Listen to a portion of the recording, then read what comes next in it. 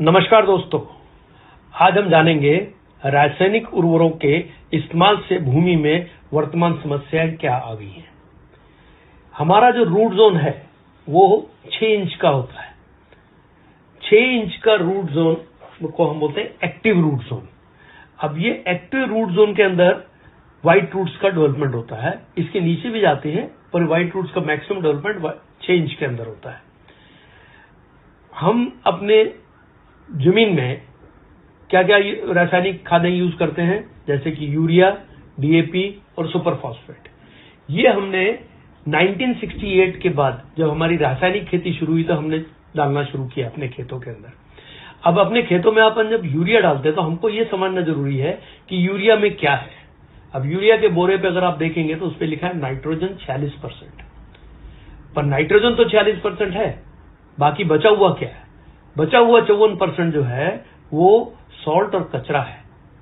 ऐसे ही डीएपी में कुछ परसेंटेज अच्छा मटेरियल है और कुछ जो है वो फिर से कचरा और सॉल्ट है। ऐसे ही सुपर फॉस्फेट में।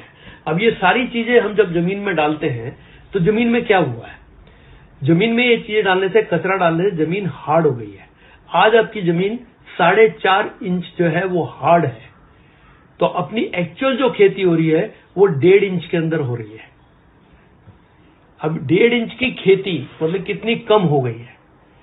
अभी ये ऐसा हुआ क्यों? ऐसा होने का कारण एक है कि हमारी जमीन के अंदर केंचुआ होता है, जबकि 1968 के पहले हमारी जमीन में केंचुआ एक्टिव रहा करता था। और हम चौथी कक्षा से पढ़ते चले आ रहे हैं कि केंचुआ जो है वो किसानों का दोस्त है। वो अभी क्या हो गया है, जमीन हार्ड होने से वो ऑक्सीजन में काम करता है, ऑक्सीजन वहां पे कम हो गई है, इसलिए वो 3 मीटर खाली नीचे जाके सुप्त अवस्था में रह गया है। अभी केंचुआ क्या करता है, नीचे से मिट्टी खाता है अपने वेट के हिसाब से, और जाते हुए और आते हुए जमीन में 2 छेद करता है, और जब ऊपर आता है तो वो ऊपर एक वॉमिटिंग मतलब उल्टी करता है, जिसको हम बोलते हैं केंचुआ खाद, जो वर्ल्ड की अप्रतिम खाद है। और जब ये 2 छेद करता है जमीन के अंदर 1 स्क्वायर फीट के अंदर, जब ये 2 छेद करता है तो जमीन को ये मुलायम कर देता है। जमीन मुलायम होने से क्या होगा कि जमीन के अंदर जो हार्ड पना आ गया है, जिसके कारण ऑक्सीजन कम और कार्बन डाइऑक्साइड बढ़ गई है, वो प्रक्रिया उल्टी हो जाती है। पर अभी क्या हुआ है, जब ऑक्सीजन कम हो गई और कार्बन डाइऑक्साइड बढ़ गई तो जमीन में विषाणु बढ़ गए। अब विषाणुओं के बढ़ने के कारण क्या हुआ, पेस्टिसाइड डालना पड़ा। और जब आप पेस्टिसाइड डाले तो विषाणु तो मरे, साथ साथ में उसके साथ जीवाणु भी मरने शुरू हो गए, क्योंकि जीवाणुओं का मरना मतलब कि जमीन के अंदर बंजरपना होना है। ऐसे जमीन हार्ड होने से, कार्बन डाइऑक्साइड बढ़ने से भी जीवाणु मरे और इसके कारण भी जीवाणु मरे। अभी 1 ग्राम मिट्टी में 20 करोड़ के ऊपर जीवाणु हुआ करते थे 1968 के पहले, और आज ये हालत है कि 1 ग्राम मिट्टी में 1 करोड़ के नीचे चले गए हैं, कहीं कहीं तो 1 लाख के नीचे भी चले गए। और ये जीवाणु जो हैं ये 13 मिनट में मरते हैं। मतलब एक जूनी मरती है, दूसरी जूनी पैदा होती है, और ये भी मिट्टी खाते हैं, और मरने के बाद ये भी क्या बनते हैं, खाद बन जाते हैं। तो 2 प्रक्रिया, एक तो हमारा केंचुआ जो इनएक्टिव हो गया है, और दूसरा हमारे जो जीवाणु का काउंट जमीन में कम होना, मतलब कि जमीन का बंजर होना होता है। इसलिए इसको अगर और ध्यान से देखा जाए तो हमारे जमीन का कंट्रीब्यूशन केवल 3.8% होता है किसी भी पौधे या प्लांट को बढ़ाने के लिए। आप बोलेंगे कि 3.8% होता है तो इतना ज्यादा क्यों बता रहे हैं इसके बारे में? ये ऐसे है जैसे कि हमारे शरीर में एक हार्ट है बहुत छोटा, पर अगर वो कमजोर हो जाए तो मुश्किल हो जाएगी, और अगर वो बंद हो जाए तो राम राम सत्य हो जाएगा। तो ये एक्टिविटी अगर जमीन में नहीं चालू होगी तब तक हमारी जमीन की जो है उर्वर शक्ति कम होती चली जाएगी। पर 96.2% जो है वो कहां से आ रहा है? हवा, पानी और सूरज, जो कि फ्री ऑफ कॉस्ट हमको अवेलेबल है।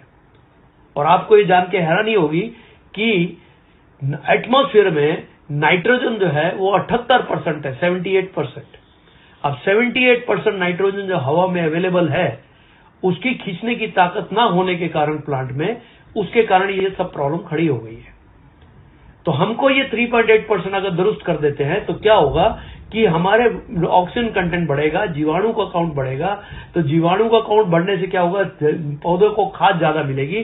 तो रूट्स जो है वो ज्यादा खाना उठा के ऊपर पत्तों को देंगे, पत्ते जिससे बड़े हो जाएंगे, डार्क हरे डार्क हो जाएंगे, और पत्तों पे जो ऊर्जा है, खींचने की ताकत है, वो बढ़ जाएगी।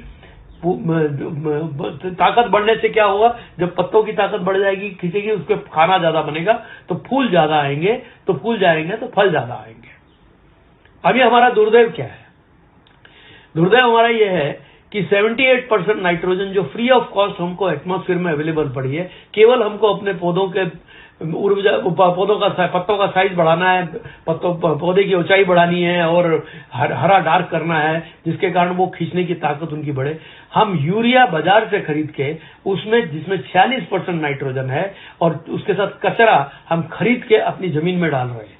मतलब कि क्या हो रहा है कि हम उलट काम कर रहे हैं। इससे क्या हो रहा है कि हमारी जो शक्ति है, जमीन में जो ताकत है, वो खत्म होती चली जा रही है। ये जो भी हो रहा है वो गलत है।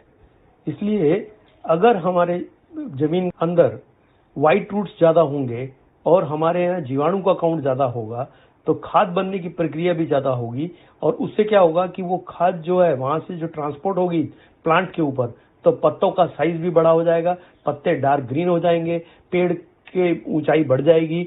उससे क्या होगा कि वहां से जो 96.2% जो फोटोसिंथेसिस प्रोसेस जिसको बोलते हैं, प्रकाश संस्करण करना बढ़ जाएगा, जिसके कारण जो है वो ज्यादा खाना जो है हमारे पत्तों पे बनेगा। पत्तों पे ज्यादा खाना बनने से क्या होगा कि फूल ज्यादा आएंगे और फल ज्यादा आएंगे। Thank you.